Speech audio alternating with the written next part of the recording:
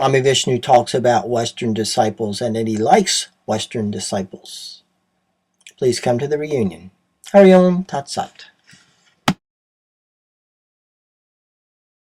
When you practice yoga, you know the purpose behind it and how to. The practical aspects, you did not. Why Jesus did not tell about the practical aspects of asana, pranayama, and meditation technique? He did not teach to his people. Why? They wouldn't understand. Because his first 12 disciples were all fishermen illiterate. They could not understand, so he only could give the first two aspects of Raja Yoga. What is that? Yama and Niyama. Beyond that, they cannot go. And when he went to the last stage, I and my father are one, where is that? That belongs to the which yoga? Jnana Yoga, not Bhakti Yoga. That is, I and my father are Jnana Yoga. He realized I am Brahman. That's Jnana Yoga. His realization is Jnana Yoga, but his followers were not able to even understand the ABCD of this thing. So they are, okay, at least practice Yama and Niyama. That's called the ethics and morals. And then he taught the simple Bhakti Yoga, because people are unable to understand. Bhakti Yoga is just like Jnana Yoga. 9 steps are there. The last one is complete self-surrender. I will confuse some of the translations. So he could only give the simple Bhakti Yoga, the devotion. What is that? Simple Bhakti Yoga? Devotion and love your God. So he taught us simple prayer, because at least they will have something to hold on. That's why it's not because he didn't know the yoga, he didn't know the technique. He was highest Raj Yogi because he had full control over the mind. That's why he's able to control the elements. And he has control over the elements. All the miracles he performed, just like that he can control everything. That's mental control. Then his realization Jnana Yoga, but he is also synthesis. He also practices Bhakti Yoga, love, devotion. So he taught devotion and the basic aspects of Raja Yoga and left the Jnana Yoga and the realization.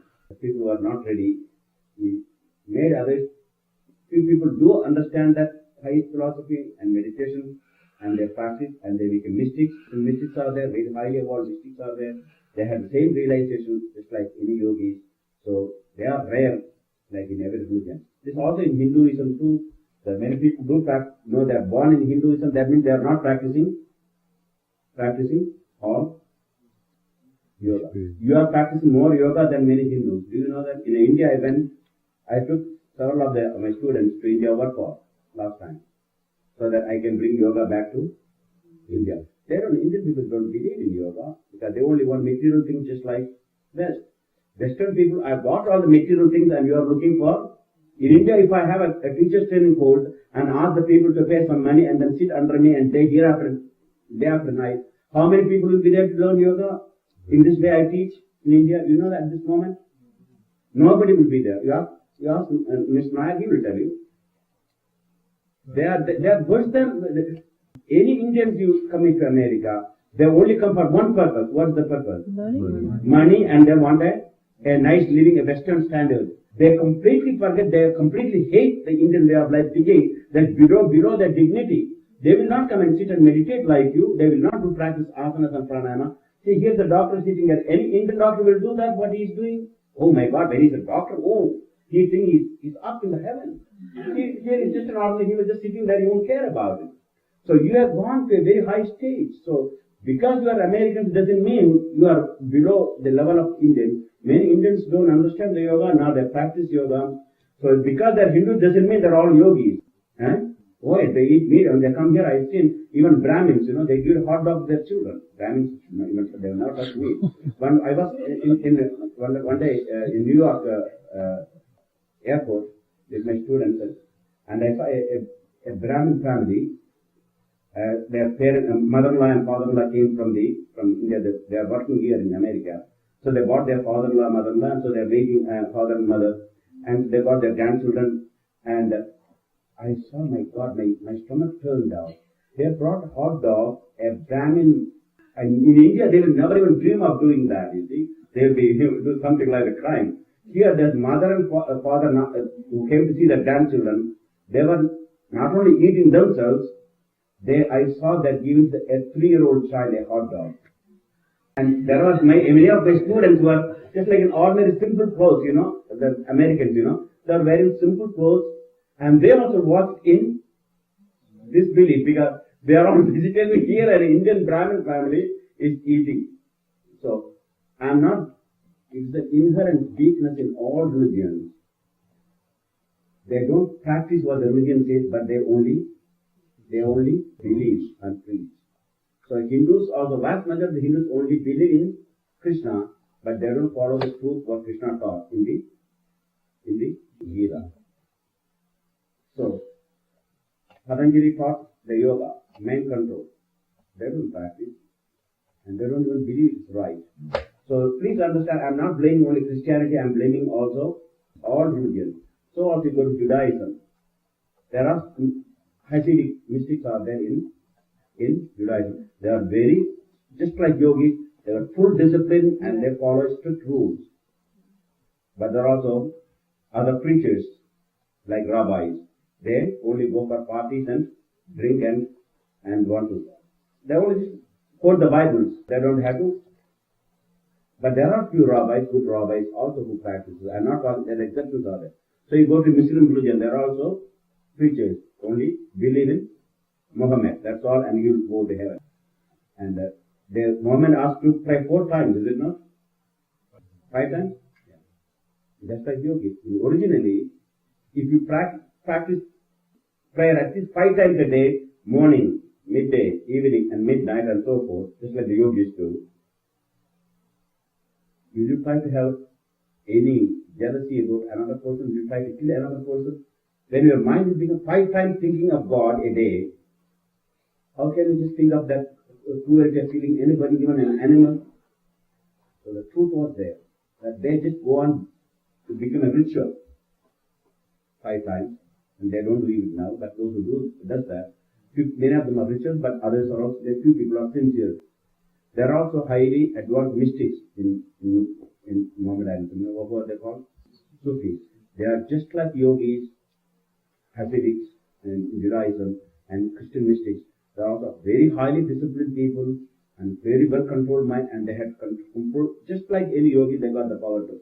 So in every religion there is a few microscopic minority that practice the religion, like the Sufis, like the Hasidic mystics, like Christian mystics and yogis. They are all exceptions in. So in Sufism you will see also preachers, and they just go on, take a prayer wheel and go rotate the prayer wheel. That's all they do. Let's go around and go on near the pagoda or rotate the prayer wheel. That's called their religion.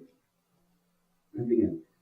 And you go to Benares, you will see the religious people. Give me the mala, give me that. In Benares, you see the people who will be very holy. They go to Benares, holy place, and want to repeat God's name. Hey, how is the coffee today? How is that man? Is it all right? Where is going tomorrow for your holiday? And the hand is going on? Oh yes, it's good. Oh yeah. I think coffee is not so good today, no? And what type of lunch you are arranging?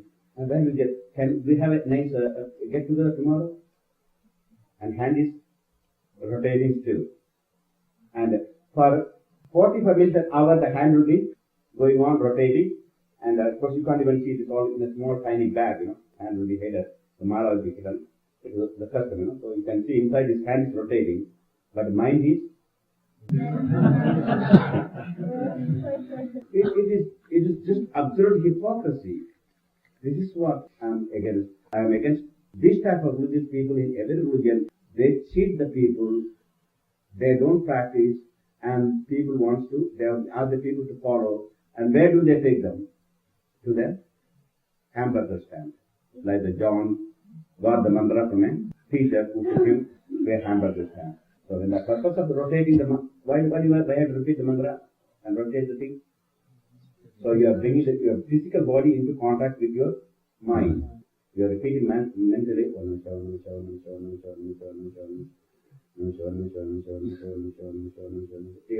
And you are making your body also to tune that God. Is it not? When you see a person, you greet them or you shake hands them. Is it not? Well, if you don't greet them and shake hands, what they will say? Right. Though you really love the person, but you don't shake hand or hug or kiss or anything, if you're close relative, you think you don't show your love. So physical body do react according to your. Now you go to the church and put your hand in the fan and look at straight at the altar. Do you do that? In the church you put your hand in the pocket? Why not?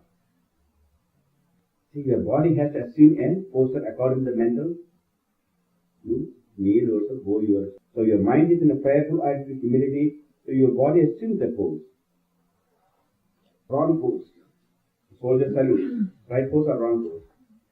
Wrong pose. So body assumes. The science of yoga has a practical and scientifically prepared method to find the truth in religion. As every science has its own method of investigation, so also the science of yoga has its own method and declare the truth that can be experienced. The truth can be experienced only when the trance of the sense and when the mind and intellect is to function. The yogi teacher does not start through his theory as he advances it, nor does he try to demonstrate to argue with his class. His teachings are authoritative as he himself experiences what was taught to him by his own teacher. The truth he teaches is an accepted truth, and those who are ready for it will intuitively recognize it. On the other hand, no arguments or discussions can bring truth to those who are not yet ready or evolved enough to receive it. When I say talk to you all, do you accept it blindly or you feel it? What Swamiji is telling is right. How do you feel it? You feel it? Swamiji is telling is? It's not a blind belief, is it? Because I'm also explaining intellectually, is it not? Okay. Suppose you are emotionally involved. The moment I talk about Christian people, what they do, what will happen? Some you are against Christianity. And immediately Judaism, oh, some you are against Judaism, is it not? But if you feel that way, I am not telling some religion is bad or some religion is good. In religion, the purpose of religion is to make everyone to realize truth, God. But the preachers, when they come, they distort the truth to satisfy their ignorance as well as their inability to discipline their life. Like the example I gave, the one yoga teacher, she was smoking, so she asked everyone to smoke. Yogis ever smoked? No. And yet he is a yoga teacher who teaches yoga and told all the students, you can all smoke, and you say to your mind that it doesn't hurt you. Is it her teaching? She took the truth and distorted the truth to satisfy her weakness. This is what happened to all religious preachers. That they got lots of weakness, they cannot help themselves, so they say, okay, just believe, that's all you can do. So that's not the purpose here. So yoga teacher does not start proving theory as advances. If I had to tell everybody, of course that's yesterday Swami, I had that certain experience of getting my energy up. If I try to demonstrate and explain to everybody, what will happen? What will happen? If the people are not evolved, they will misrepresent the truth. They will say, oh my God, she has gone into a kind of horrible state. They don't understand the thing. So publicly, if I go